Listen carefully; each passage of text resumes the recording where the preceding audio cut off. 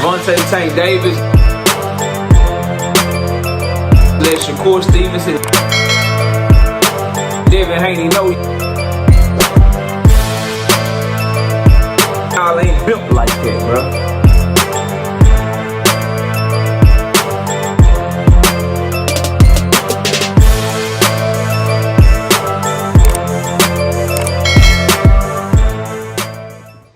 Abdullah Mason's father, Valiant Mason, and Jaron Ennis' father, Beleive Ennis, are fathers and trainers that believe in their son's greatness. Brian Norman Sr. and Floyd Schofield Sr. are fathers that love to try to live vicariously through their sons. Smash the like button, subscribe to the channel, share the video, turn on your notifications. We live Monday, Wednesday, and Thursday night at 7:30 p.m. Central Time. Also Sunday mornings with the Singing OG KQKC Boxing Network. Sunday mornings 9 a.m. Central Standard Time. As we work our way through the hottest topics in boxing, you begin to be able to draw some parallels, bro. You're able to start seeing how shit be going and how people be moving, and you're able to draw some similarities. And I can't help but notice that boxing dads, from Angel Garcia to Teofimo Sr. to Bill Haney to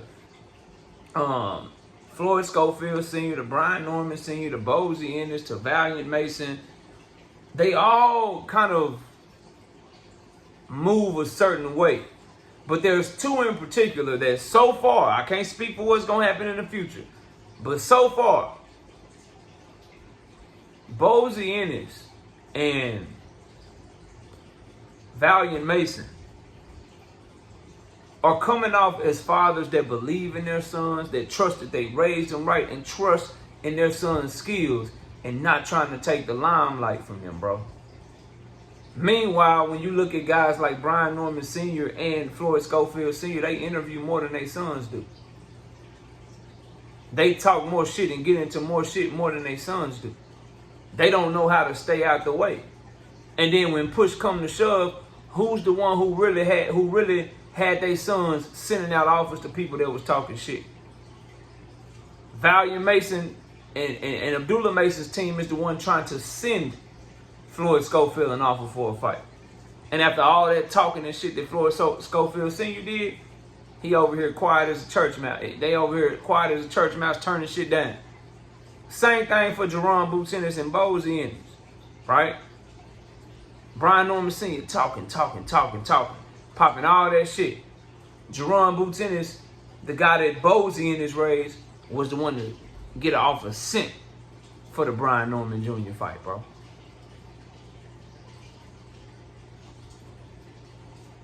And just look at the differences between the two. You got two fathers that's trying to raise they fighters up, they sons up to chase greatness, and the other one's pretending, bro. Brian Norman Sr. and Floyd Schofield Sr. are pretending, because when Abdullah Mason and Jaron Ennis were met with a challenge of, oh, this guy talking noise, this guy say he can beat you, he's the one that's supposed to be on your level, this is your biggest test, they are the ones trying to make the fight. While Floyd Schofield's side and Brian Norman's side are going on PR movements trying to tell you why it's not their fault that the fight didn't happen. Hit dogs holler, bro. There's a reason Abdullah Mason and Valiant Mason ain't got to do all these interviews, bro. There's a reason that Jaron Ennis and Beleive Ennis ain't got to keep doing all these interviews, bro. They the ones that's pulling cards out here. They the ones that's sending offers out here. They the ones that's putting on performances. Abdullah Mason ain't never pulled out of a fight. Floyd Schofield Jr. has, though, on fight week. Jaron Ennis ain't never been negotiating a fight when he knew that he had a whole nother fight lined up, like the Normans did when they was trying to negotiate with Boots, and they knew they had motherfucking Derek Cuevas on the table, nigga. They don't move like that, bro. Schofield and motherfucking Norman Sr., if them motherfuckers play in the NBA, they draw the most fouls in the goddamn league, bro, with all that pump faking, nigga.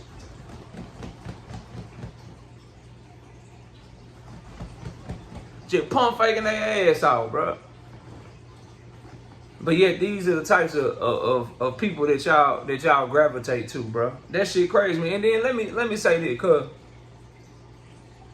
somebody said to Floyd Schofield Jr. that something along the lines of, I was watching it just a minute ago, and they told him, they said, man, your daddy, you gotta get up from under your daddy because your daddy is ruining your career or whatever. And he said that's probably coming from someone that never had their father in their life.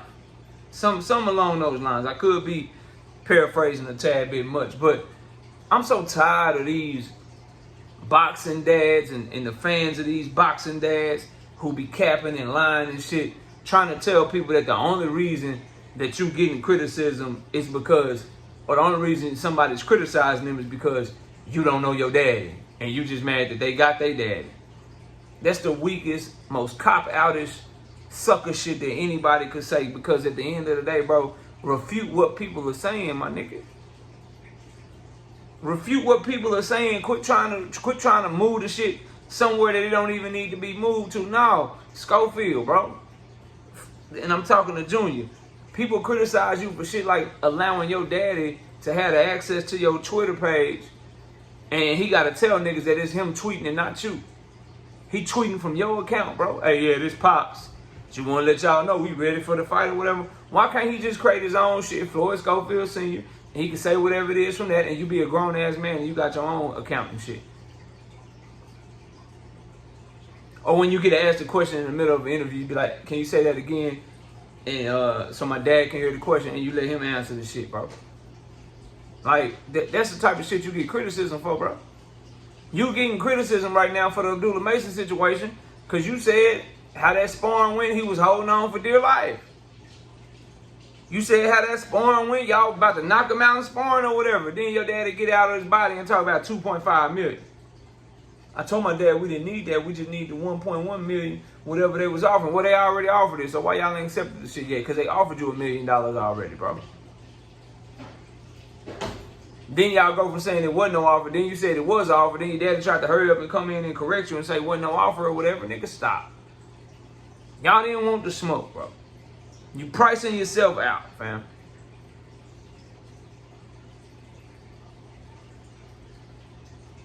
And you know why fathers talk so much for their sons like Norman Sr. and Schofield Sr.? Because they're trying to protect them. Yeah. The reason Norman Sr. is out here, he's trying to protect his son from Jaron Boots Ennis. That's why he out here doing all these interviews, trying to do this PR shit, trying to make his son look good. He's trying to protect him from Boots, bro. Same thing for Schofield Sr. Valiant Mason ain't said shit. She said send an offer, make the fight. I believe in my son. I ain't gotta say shit. Boz Ennis ain't say a goddamn thing really, bro. He ain't start talking till he just couldn't take no more, and Norman Sr. was talking, doing all that talking. But what his son do? Sent the offer was sent. And guess what? Both Schofield Sr. and Brian Norman Sr. confirmed. Yeah, we got an offer to fight them. Yeah, we got an offer to fight them. So why the fight ain't happen? Well, you know, we now all the copping and pleas and we got to do this, we got to do that. Why? You don't negotiate when they send you Cuevas. You didn't want a certain amount of money to fight Renee Tellez Jaron, nigga. You just signed on the dotted line when Golden Boy give you them bums. Brian Schofield.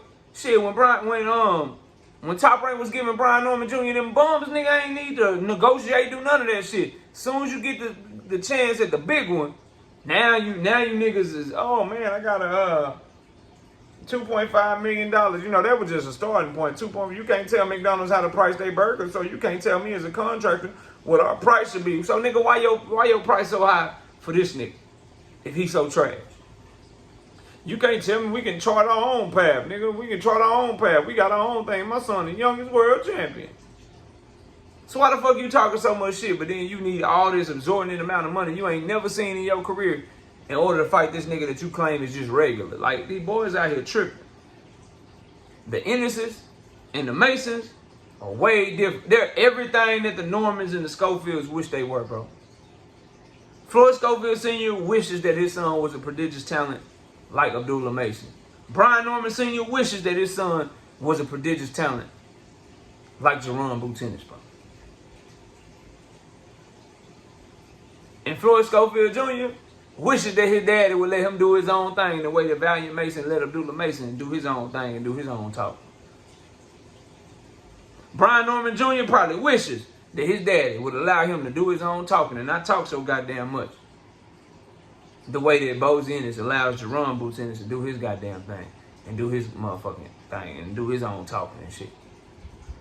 Yeah. I'm Team Mason and Boots over Team Schofield and Brian Norman all day, every day, bro. 7 days a week. But y'all let me know what y'all think. What's the difference between those 4 teams, I should say? I much more prefer the way that the Masons and the Ennises carry it over the Normans and the goddamn Schofields. This shit getting out of hand. Smash a like, sub to the channel. I'll see y'all soon. Peace. Javante Tank Davis. Let Shakur Stevenson. Devin Haney know y'all ain't built like that, bro.